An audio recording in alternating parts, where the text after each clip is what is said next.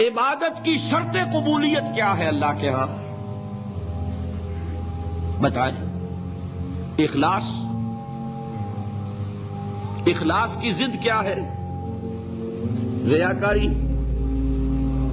ریاکاری کیا ہے؟ شرک۔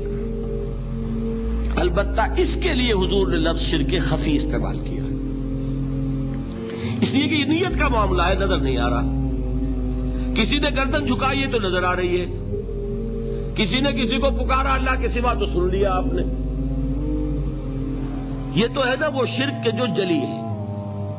قبر کو سجدہ کیا نظر آ گیا، بادشاہ کو سجدہ کیا نظر آ گیا، آپ نے کسی کو دعا کی، کسی کو پکارا، سن لیا آپ نے۔ یہ شرک جو ہے یہ ہے وہ خفی جو نظر نہیں آتا۔ حدیث سنیے اور اس معیار پر اپنے آپ کو ناپیے اور دعا کیجیے اللہ تعالی ہمیں شرک سے بچائے۔ من صلی یرائی فقد اشرک ومن صام یرائی فقد اشرک ومن تصدق یرائی فقد اشرک۔ جس شخص نے نماز پڑھی دکھاوے کے لیے اس نے شرک کیا، اور اس میں لفظ خفی بھی نہیں آیا ابھی یہاں، ٹھیک ہے؟ قد اشرکا، فعل ماضی پر قد کا مطلب ہوتا ہے یقینی بات، شک و شبہ ہے ہی نہیں۔ جس نے دکھاوے کے لیے نماز پڑھی اس نے شرک کیا، جس نے دکھاوے کے لیے روزہ رکھا وہ شرک کر چکا، جس نے دکھاوے کے لیے صدقہ اور خیرات کیا اس نے شرک کیا۔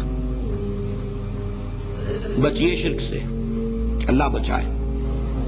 اس سے ذرا آگے آئیے، حضور فرماتے ہیں کہ اگر کوئی شخص نماز پڑھ رہا ہو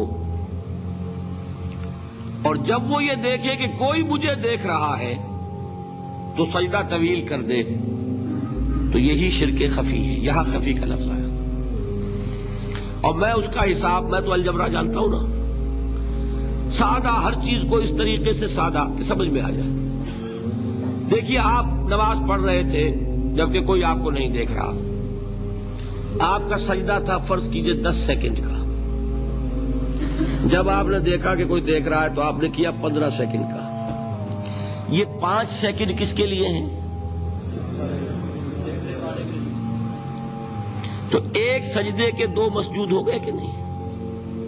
ایک سجدے میں 2 شامل ہیں۔ اب 10 سیکنڈ تھے اللہ کے لیے اور 5 سیکنڈ اس کو جسے آپ دکھا رہے ہیں، تو یہی شرک ہے۔ شرک خفی ہے، نظر نہیں آتا، اس پر کسی مفتی کا فتویٰ نہیں چل سکتا، نظر نہیں آ رہا۔ لیکن جان لو جیسا کہ میں نے عرض کیا تھا، شرک خفی کو یہ نہ سمجھنا کہ شرک نہیں ہے۔